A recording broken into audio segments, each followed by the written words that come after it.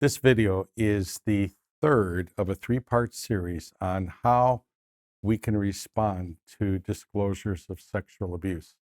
The first two videos dealt with 7 reasons why survivors are silenced. In this final video, we're looking at how disclosures of sexual abuse have distinct characteristics, and then we will also look at how we can respond with compassion. Regarding the distinct characteristics, the first idea to keep in mind is that disclosures are typically delayed. It is not unusual at all for a man or a woman to be in their 40s or 50s when they make their first disclosure of the sexual abuse that occurred to them years earlier. So then we can ask the question, why do they disclose at that point in their life? In the second video, we noted the amygdala in our brains, the function of which is to set off alarms when there is danger. Years later in a survivor's life, those same alarms can be set off by what we call triggers. Triggers are things or events or senses that prompt the signals of danger that had occurred years earlier. Triggers can be our senses, they can be situations, they can be a number of things. Here's an example. Our olfactory sense, that is our sense of smell, among all of our senses is probably the one that is most closely linked with our memory. So I'm going to just create a hypothetical situation here. Imagine that sexual abuse occurred in a room where in that room there was a vase of a dozen fresh roses, and that fragrance of those roses filled the room. Unfortunately, the abuse was occurring in that room.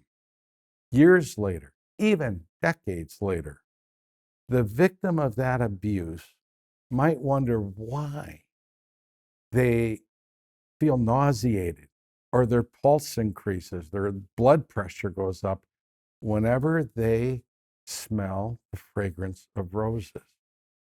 That's an example of triggers. With triggers, the body reacts as though the trauma of the past was occurring in the present.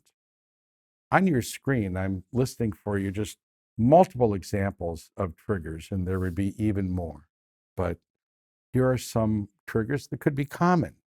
The content of a news report, a comment on social media, a survivor's child reaches the age they were when the abuse occurred. Individuals in addiction recovery can have memories triggered when the drug or alcohol is no longer suppressing their memories. Visiting a location from childhood, the death of the perpetrator, a change in body chemistry, sights, smells, sounds associated with the abuse can trigger memories of that abuse. Baths and bathtubs are triggers for many. Disclosures are typically delayed. A second distinct characteristic is that disclosures often occur in stages.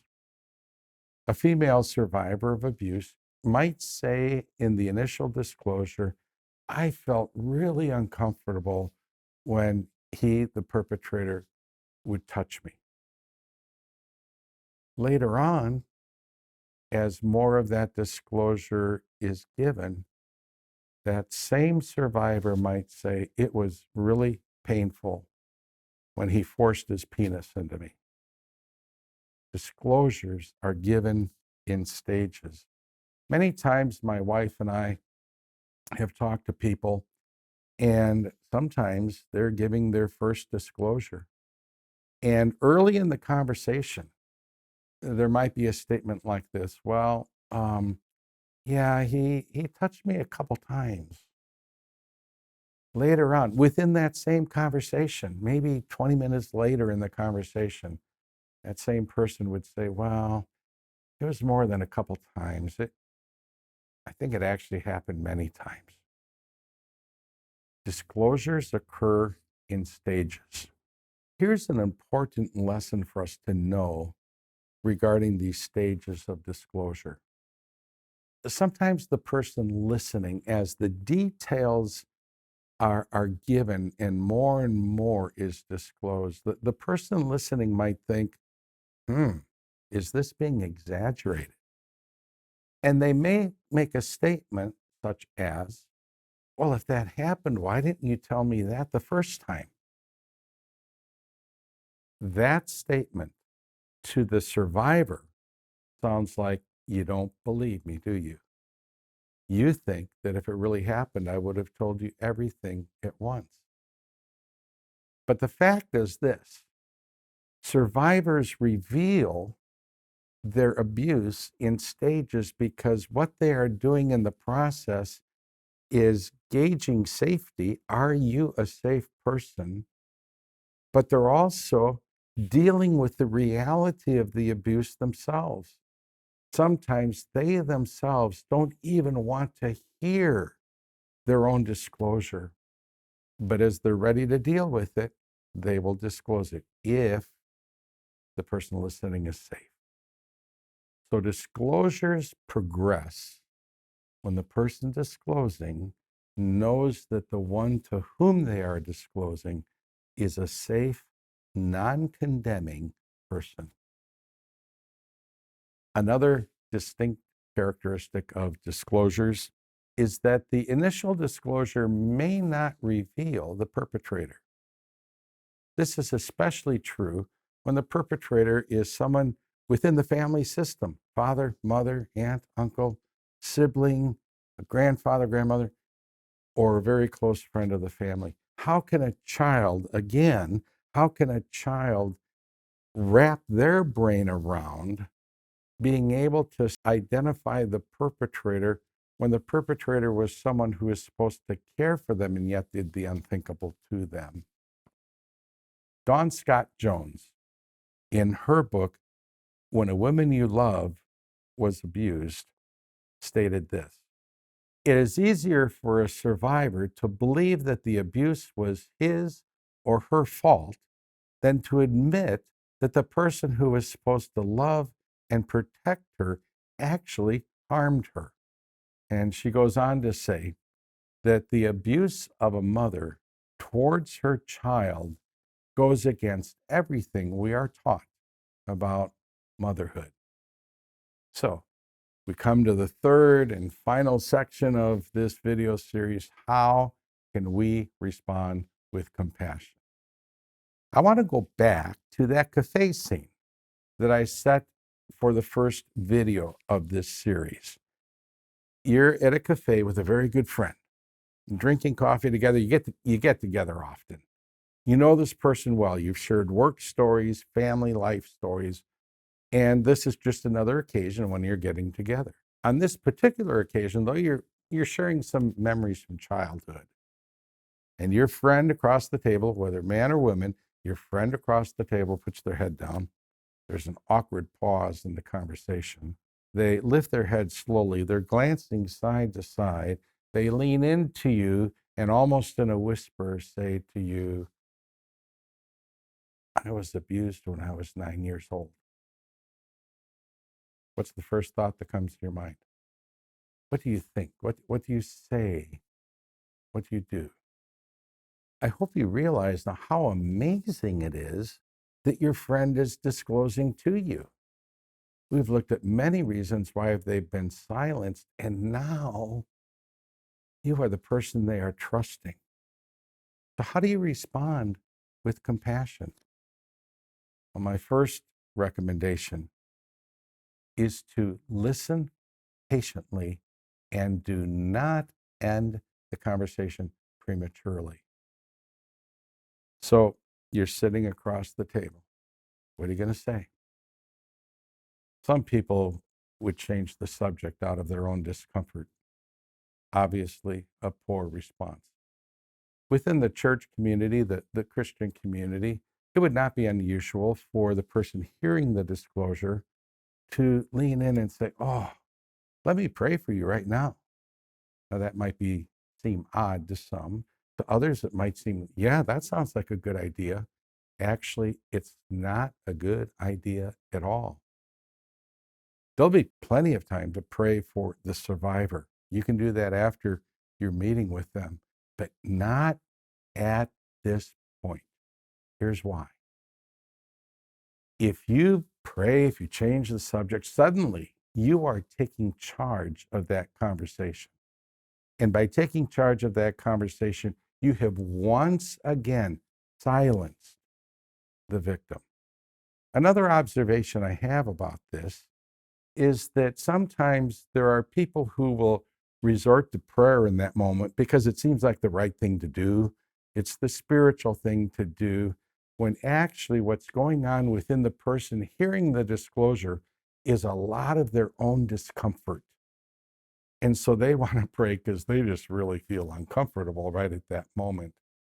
However, that totally disregards the pain that the survivor has been living in, not just at that moment, but for years and for decades.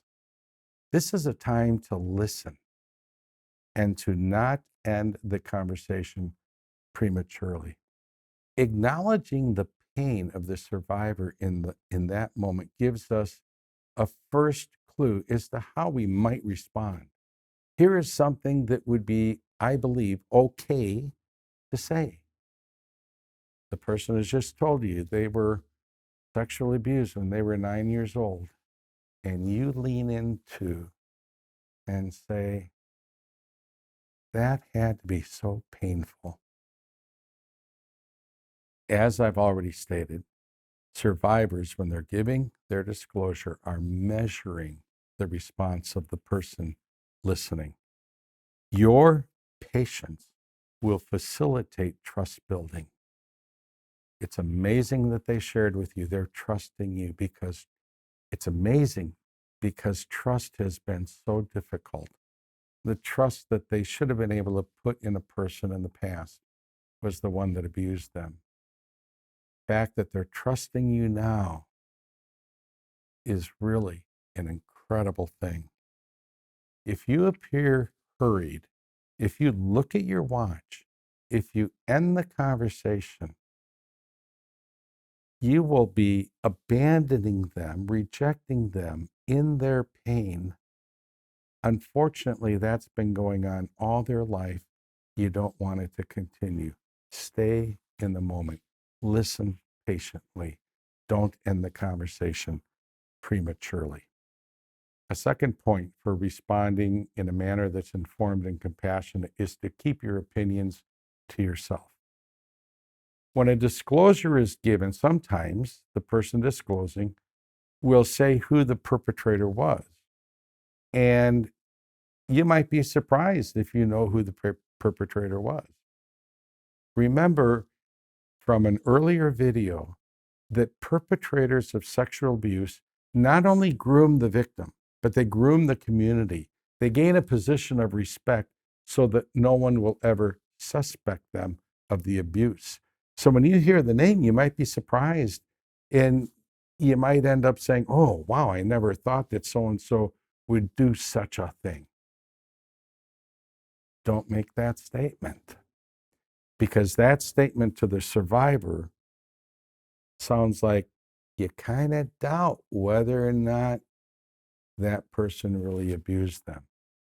It sounds like some disbelief on your part. At the same time, it would also be destructive to say, oh, yeah, I always thought that person was a creep. Disclosure is not about us. It's about the person making the disclosure. Don't make the disclosure your story by giving your own opinions. The disclosure belongs to the victim alone, and refrain from giving any of your opinions. Leave your opinions to yourself. Thirdly, we are informed and compassionate when we allow them to be angry. Now, The survivor has been angry for years. Unfortunately, many are angry at themselves, thinking that they could have prevented the abuse. Well, they could not have done that. Remember, abuse is power over. There's no way that the victim could have prevented it, but they will blame themselves nonetheless. As they disclose, that anger might come out. And maybe it will come out at the perpetrator. Here's where I say, let them be angry, because finally, that anger is being directed in the right direction to the person who did the abuse. Eventual and real forgiveness can only occur when there is, first of all, awareness of the violation that was done to the victim. And I'll say an angry awareness. If there's not anger, there's the possibility that the victim is just dismissing what occurred or attempting to deny what occurred. Now, there is a process of working through the anger, and that will come. But in this moment, let them be angry. And if that's difficult for you to do, here's something to remember. God was angry at the abuse. Anger is an appropriate response. We need to work through that anger and hopefully someday come to a point of forgiveness. But in this moment, allow the anger to be expressed.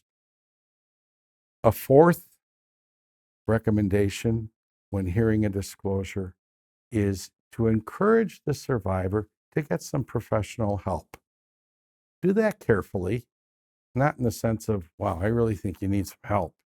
No, rather instill hope with your statement. Let them know that you believe there are some people who can really help survivors of sexual abuse to come to a point of healing. And then encourage them to find a trauma-informed therapist. Finally, develop empathy. Empathy is the ability to be aware of what it is like to be another person, what their inner experience is like, while being aware simultaneously of one's own inner experience. Sometimes we think of empathy as how we would feel if we were in that moment, in that situation with that person, but that's not empathy. Empathy is knowing how they are feeling.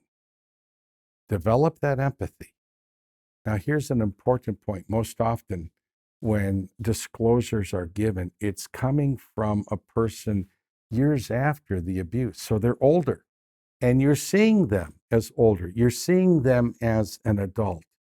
For example, if that person was abused at age 9, empathy means that you go back to see that person as a 9-year-old and what it was to experience that abuse at age 9.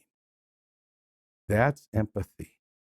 And developing that empathy means you're going to listen to this disclosure, you're going to learn from this person, and do some other learning as well. For example, on our own website for Marriage Reconstruction Ministries, find out what it's like to deal with all of the effects of that sexual abuse. So empathy is understanding what it is like to be in the shoes of the other person while simultaneously keeping in mind what it is like to be in our own shoes. Here are some closing words for this 3-part series. Listen. Pay attention. Maintain eye contact. Validate the survivor's feelings. Never say you shouldn't feel that way. If you feel uncomfortable with their feelings, that's for you to work through. But never say they should not have their feelings.